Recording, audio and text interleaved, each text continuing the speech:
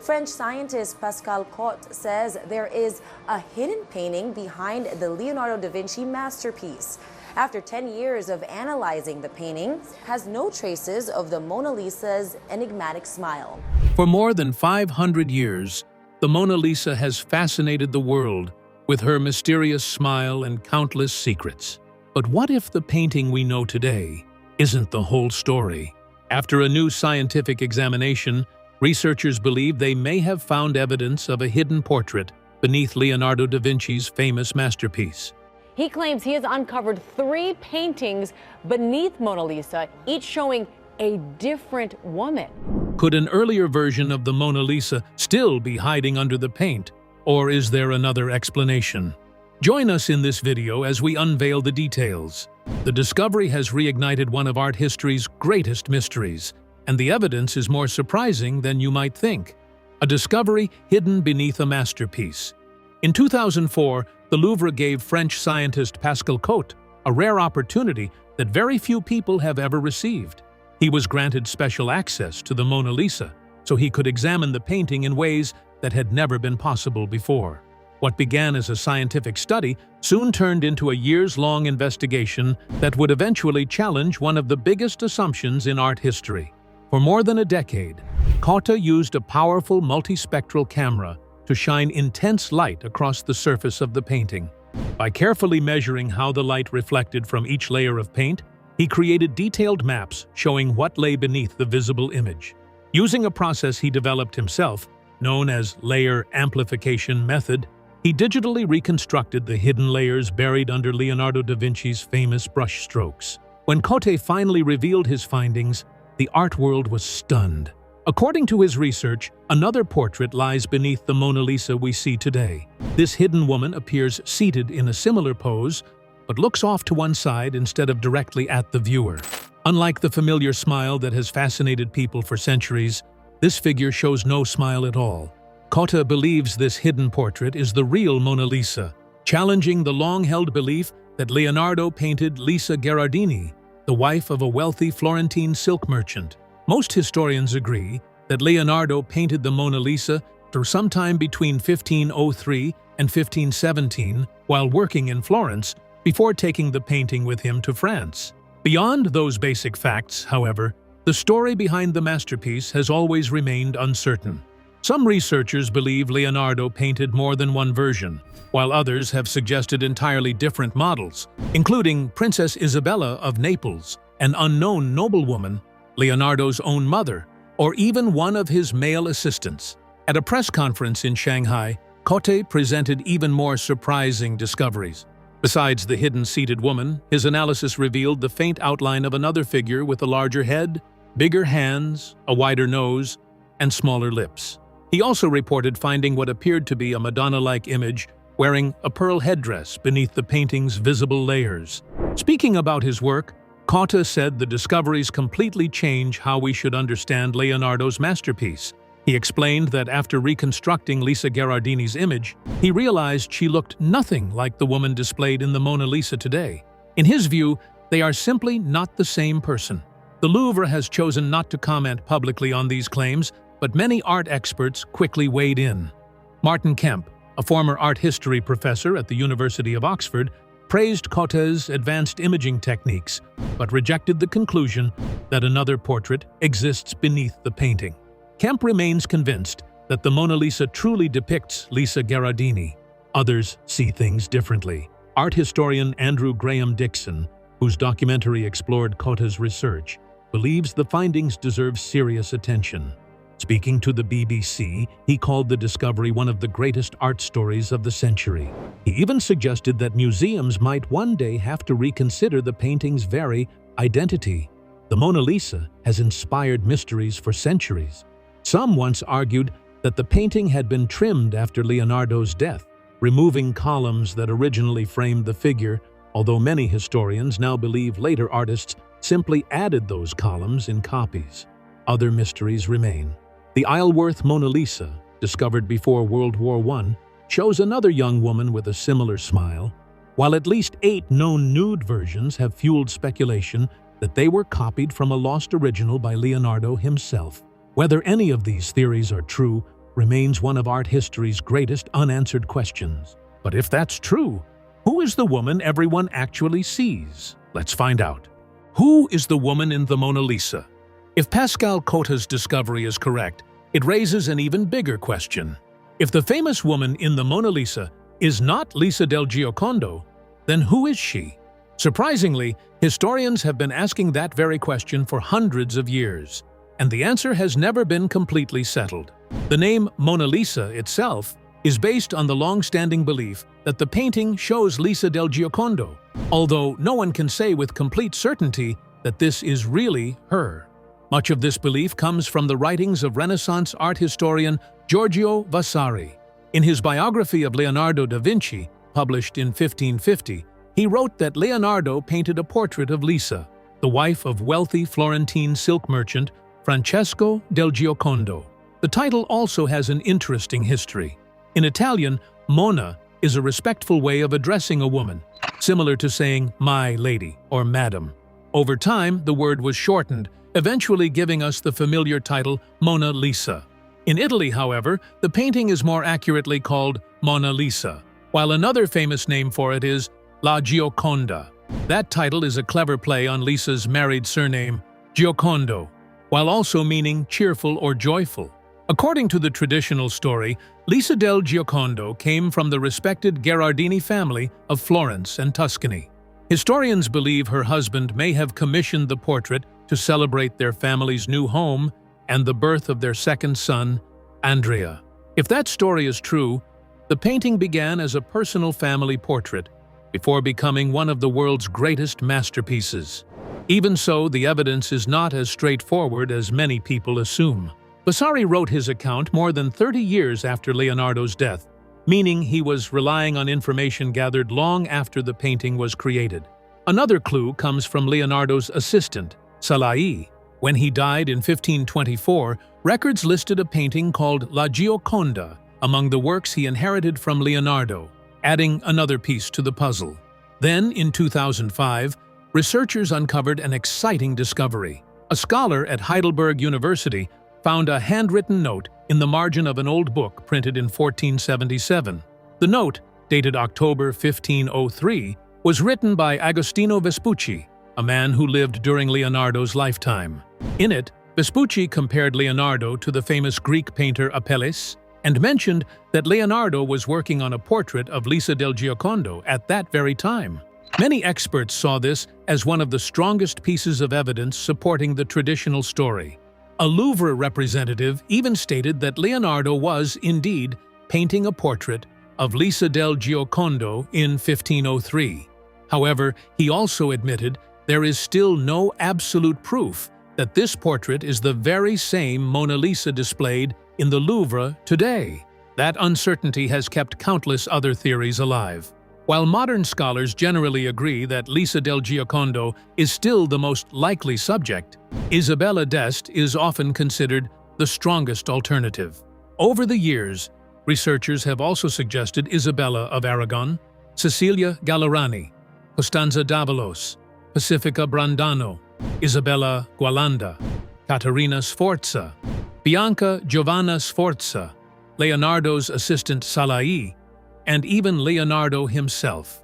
Perhaps the most unusual theory came from psychoanalyst Sigmund Freud. He believed Leonardo unconsciously borrowed his mother's warm, approving smile and gave it to the Mona Lisa, as well as several of his other famous paintings. Whether that idea is true or not, it shows just how many mysteries continue to surround the world's most famous portrait. If her identity remains uncertain, what other secrets does the painting hide? Keep watching to find out. The hidden details that keep the mystery alive. Even after centuries of study, the Mona Lisa continues to reveal details that leave experts both fascinated and divided.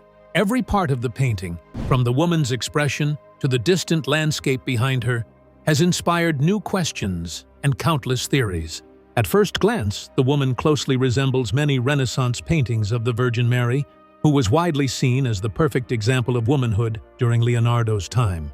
She sits upright in a small armchair with her hands gently folded, giving her a calm and dignified appearance. Her eyes seem to follow whoever looks at her, making the portrait feel unusually alive. Leonardo achieved this effect using his famous painting technique known as sfumato, where colors and shadows blend so softly that there are no harsh outlines. This delicate blending creates uncertainty, especially around the corners of her mouth and eyes, making her famous smile seem to appear and disappear depending on how you look at it. Her pose was not entirely new. Similar three-quarter portraits had already appeared in works by other Renaissance artists, while certain details, including the columns that once framed the figure, reflected influences from Flemish portrait painting. Leonardo also introduced something that was still uncommon in Italian portraiture. Instead of placing his subject against a plain background, he seated her before an imaginary landscape stretching far into the distance. Behind her lies a breathtaking world of winding roads, distant bridges, rivers, rocky cliffs, and snow-covered mountains. Tiny signs of human life appear here and there, but nature dominates the scene. Leonardo carefully placed the horizon at the same level as the woman's eyes instead of near her shoulders, visually connecting her with the landscape and making both seem part of the same mystery. Even the bridge in the background has become the subject of debate. Some researchers believe it is the ancient four-arched Romito di Laterina bridge that once crossed the Arno River near Arezzo. Others argue it could represent one of several similar bridges from northern Italy. Like many parts of the painting, no single answer has convinced everyone. Another mystery involves the woman's face itself. Today, she appears to have no eyebrows or eyelashes, yet early writer Giorgio Vasari clearly described her eyebrows in detail. In 2007, Pascal Cote's ultra-high-resolution scans suggested that Leonardo originally painted both eyebrows and eyelashes. According to Cote, these delicate features gradually disappeared over centuries, likely because repeated cleaning removed the thin layers of paint. His scans also uncovered something equally surprising. They revealed that Leonardo changed the painting several times while he worked on it. The shape of the face shifted slightly, the direction of the woman's gaze was adjusted, and one hidden layer even showed her wearing decorative hairpins and a pearl-covered headdress that was later painted over. The woman's appearance has also fueled endless discussion.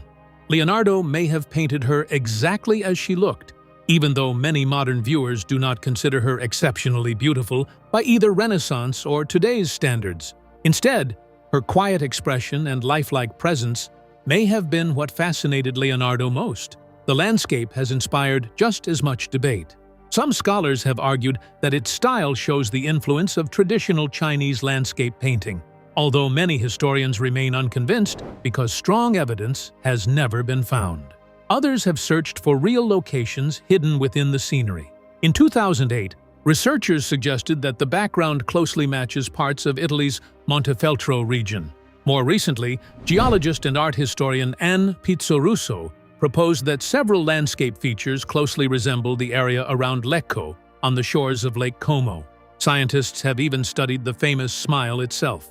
In 2003, Harvard professor Margaret Livingston explained that the smile seems to change because of the way human vision works. When you look directly at the mouth, the smile becomes less noticeable. But when you focus elsewhere, your peripheral vision detects the soft shadows around her lips, making the smile suddenly seem much more alive. It is one more reason why the Mona Lisa continues to captivate the world, no matter how many times people believe they have finally solved its secrets. But how did this mysterious masterpiece survive centuries almost completely unchanged? Stay tuned to find out. The long journey of Leonardo's greatest masterpiece. While the identity of the woman in the Mona Lisa continues to spark debate, one thing has remained remarkably consistent. Among all of Leonardo da Vinci's surviving paintings, the Mona Lisa is the only portrait whose authenticity has never been seriously questioned. Unlike many Renaissance masterpieces that have faced endless disputes over who actually painted them, experts have always agreed that this famous work truly came from Leonardo's own hand.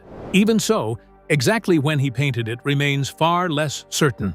Most historians agree that Leonardo had already begun working on a portrait of Lisa del Giocondo by October 1503. Many believe he started the painting in Florence sometime in 1503 or 1504. The Louvre generally dates the masterpiece between 1503 and 1506, but not everyone agrees. Some art historians believe the painting reflects Leonardo's later artistic style and may not have reached its present form until after 1513. Others argue that historical records point to those later years as the main period when Leonardo completed much of the work. Part of the confusion comes from Leonardo himself. According to Renaissance writer Giorgio Vasari, Leonardo spent 4 years working on the portrait before leaving it unfinished. That description fits Leonardo's well-known habit of constantly revisiting his paintings instead of declaring them complete. In 1516, Leonardo accepted an invitation from King Francis I of France and moved to the Clos Lucé manor near the royal Château d'Amboise. Most scholars believe he took the Mona Lisa with him and continued refining it after arriving in France. Art historian Carmen C. Bambach believes Leonardo kept making adjustments until around 1516 or 1517. By that time, however, Leonardo's right hand had become partially paralyzed. Some experts think this physical condition explains why he never truly finished the painting, even after years of careful work. Another mystery appeared through the work of another famous artist. Around 1505, Raphael created a pen and ink sketch based on Leonardo's portrait. Unlike the Mona Lisa hanging in the Louvre today, Raphael's drawing clearly shows large columns standing on both sides of the seated woman. Several later copies of the painting also include these columns. For many years, this led historians to believe that the original painting had been trimmed, cutting away part of the artwork. But modern scientific examinations changed that idea. Careful testing, completed in 2004, confirmed that the painting's edges had never been cut. Instead, many experts now believe Raphael and other artists were copying a different version of the portrait, or perhaps another closely related work by Leonardo. The story becomes even more complicated because historical records do not always agree. One account from a visitor in 1517 claimed that Leonardo painted the portrait for Giuliano de' Medici sometime between 1513 and 1516. Yet Giorgio Vasari insisted the painting had originally been commissioned by Francesco del Giocondo for his wife Lisa. These conflicting accounts have led some scholars to suggest that Leonardo actually painted 2 versions of the Mona Lisa. According to this theory, the first portrait was commissioned around 1503 by Francesco del Giocondo, but remained unfinished and later stayed with Leonardo's assistant, Salai. A second version may have been ordered years later by Giuliano de' Medici before eventually making its way into the collection of King Francis I. Other historians reject this theory completely, believing there was only one authentic Mona Lisa whose history simply became confused over time. Whatever the truth may be, the painting continued its remarkable journey. During the 16th century, a protective layer of varnish was applied to its surface. It was later displayed at the Palace of Fontainebleau before King Louis XIV moved it to the Palace of Versailles. Following the French Revolution, the masterpiece found its permanent home at the Louvre in 1797, where millions of visitors continue to stand before it, still searching for answers hidden within Leonardo's greatest mystery. But one shocking event changed the Mona Lisa's story forever. What happened? Let's find out. The theft that made the Mona Lisa a global legend. Long before scientists began searching beneath the Mona Lisa's surface, another event completely changed the painting's place in history. Ironically, it wasn't a groundbreaking discovery or an art exhibition that made the portrait world famous. It was a theft. If you had been standing outside the Louvre in Paris on the morning of August 21, 1911, you might have noticed 3 men quietly leaving the museum. On an ordinary Monday morning, they would have stood out. Paris was known for its lively Sunday nights, and many people were still recovering from the weekend. But these 3 men weren't returning home from a celebration. They had spent the entire night hiding inside a storage closet in the Louvre. Before sunrise, while the museum remained closed, they stepped out of their hiding place and carefully removed the Mona Lisa from the wall. The painting, along with its frame and heavy protective glass, weighed around 200 pounds. They stripped away the frame, wrapped the wooden panel in a blanket, and slipped out unnoticed. From there, they hurried to the Quai d'Orsay train station and boarded the 7:47 morning train, carrying one of the greatest treasures in art history. At the time, however, almost no one realized how important that treasure would become.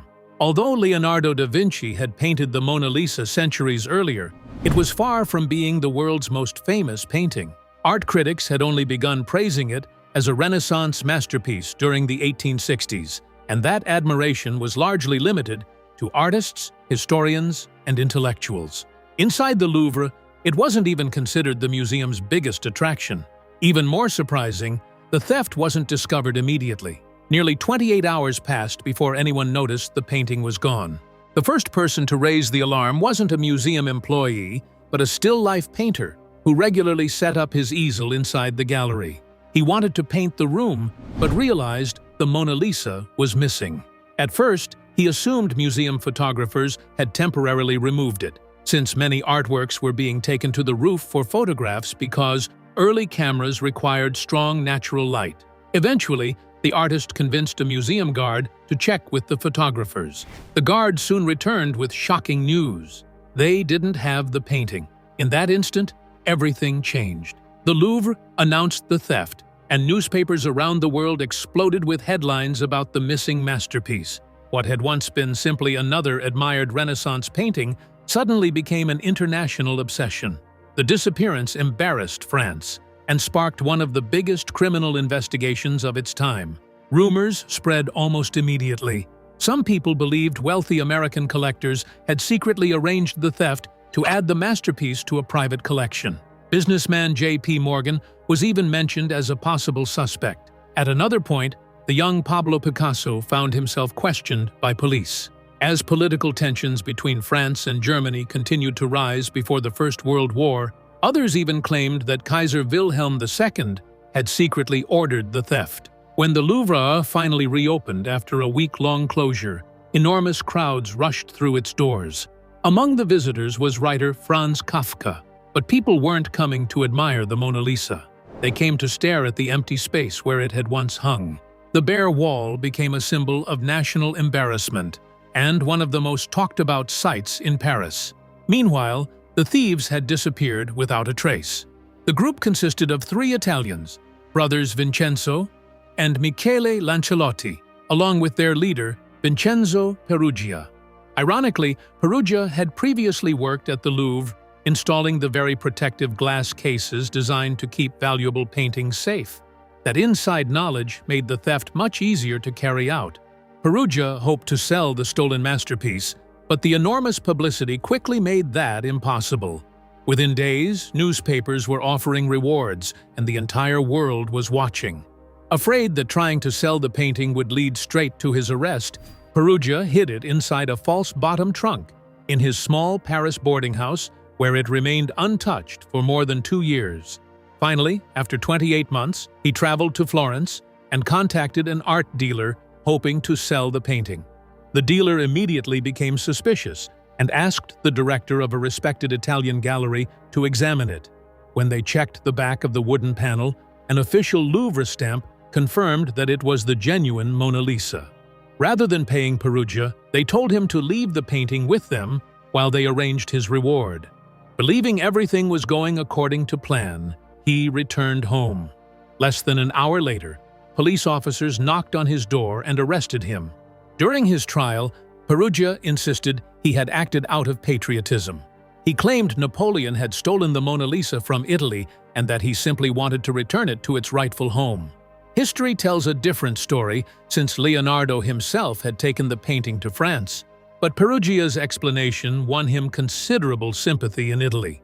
The Mona Lisa was returned to the Louvre with enormous public celebration, while Peruggia received a surprisingly light sentence of only 8 months in prison. Yet only days after the trial ended, Europe was pulled into the First World War.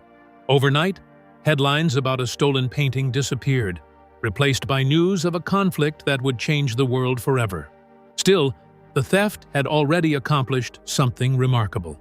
It transformed the Mona Lisa from a respected Renaissance portrait into the most famous painting on Earth. After everything it survived, how does the Mona Lisa still remain intact? Keep watching to find out. How the Mona Lisa has survived 5 centuries. It is remarkable that a painting created more than 500 years ago still exists in such good condition. Considering everything the Mona Lisa has been through, centuries of travel, changing environments, theft, public attention, and even attacks, it is almost a miracle that it has survived at all. Yet thanks to generations of careful conservation, Leonardo's masterpiece continues to captivate millions of visitors every year. In 1952, an international commission examined the painting and concluded that it was in remarkably good condition for its age. One reason for this is that the Mona Lisa has never undergone a full restoration. Instead, experts have chosen to preserve as much of Leonardo's original work as possible, making only limited repairs whenever they became necessary. That doesn't mean the painting has escaped damage. Over the centuries, layers of protective varnish naturally darkened, gradually changing the way the artwork looked. By the late 16th century, the varnish had already begun to yellow. Then, in 1809, an aggressive cleaning and fresh coat of varnish accidentally removed some of the upper paint layers, especially around the woman's face, leaving certain features looking slightly lighter than Leonardo originally intended. Even so, later experts praised earlier restorers for showing remarkable restraint compared with the restoration methods commonly used during those times. The wooden panel itself has presented another challenge. Unlike canvas, wood naturally expands and contracts as humidity changes. At some point after the painting was removed from its original frame, the poplar panel began to warp, and a crack slowly formed near the top, extending toward the woman's hairline. To stop the damage from spreading, conservators inserted two carefully shaped walnut braces into the back of the panel sometime between the mid-18th and early 19th centuries. The repair worked well and stabilized the crack for many years. Later, when one of those braces came loose, conservators reinforced the damaged area with cloth and carefully secured it again. Today, the Mona Lisa is protected inside one of the safest display cases in the world. It sits behind bulletproof glass in a tightly controlled environment where both temperature and humidity remain almost perfectly stable. During preparations for Leonardo's 500th birthday celebrations in 1951, conservators placed the painting inside a specially designed flexible oak frame with beech crosspieces. The frame gently supports the panel while allowing small natural movements, reducing the risk of further warping. Years later, the beech supports were replaced after insects damaged the wood. Maple crosspieces took their place before eventually being replaced with sycamore during a major conservation study in 2004 and 2005. An additional metal support was also added so experts could precisely monitor even the smallest changes in the panel over time. The decorative frame surrounding the Mona Lisa has changed several times throughout history as well. In 1909, art collector Comtesse de Béhaguet donated the beautiful Renaissance-style frame that still surrounds the masterpiece today. Although the edges of the wooden panel were trimmed in the distant past so it could fit different frames, experts have confirmed that none of Leonardo's original painted image was lost. Over the years, the painting has also received a series of careful conservation treatments. The first major restoration took place in 1809, when the surface was cleaned, damaged colors were touched up, and a fresh layer of varnish was applied. Additional repairs followed in 1906 to disguise damage caused by the panel's crack. After the painting was recovered from its famous theft in 1913, conservators once again cleaned the surface and carefully repaired several scratches using watercolor. More touch-ups followed after the vandalism attacks of 1956, when damage to the left elbow required delicate restoration. Conservators have even had to protect the painting from insects. In 1977, they discovered insect activity inside the back of the wooden panel, caused by older support pieces. The infestation was treated immediately and checked again several years later to ensure the problem had been completely eliminated. A major milestone came in April 2005, when the Mona Lisa was moved into a newly designed gallery inside the Louvre. There, it was placed inside a custom-built, climate-controlled display behind bulletproof glass. Modern LED lighting was installed to illuminate the painting without exposing it to harmful ultraviolet or infrared rays that could slowly damage the delicate pigments. In 2013, an even more advanced lighting system was introduced, allowing visitors to see the masterpiece more clearly while giving it even greater protection. Today, the Mona Lisa remains the Louvre's biggest attraction, drawing more than 10 million visitors every year. To handle the enormous crowds, the museum introduced a new queuing system in 2019 that gives visitors a smoother path to the gallery, although each group still has only about 30 seconds to stand before the famous portrait. Ironically, when the Louvre hosted the largest exhibition ever dedicated to Leonardo da Vinci during the 500th anniversary of his death, the Mona Lisa was not included. The museum decided it was simply too popular to remove from public display, even for such a historic event. The story is still evolving. In 2024, the Louvre announced plans to move the painting into its own dedicated gallery. Once completed, visitors will be able to reach the Mona Lisa more easily, reducing long waiting times while giving Leonardo's greatest masterpiece the special home it has long deserved. What do you think about this discovery? Let us know in the comments section below. In the end, the Mona Lisa may still be keeping its greatest secret, hidden beneath the surface. Whether scientists have uncovered the truth or simply deepened the mystery, one thing is certain: this masterpiece continues to surprise the world. If you enjoyed this video, like, subscribe, and stay tuned for more incredible discoveries, hidden histories, and mysteries waiting to be uncovered.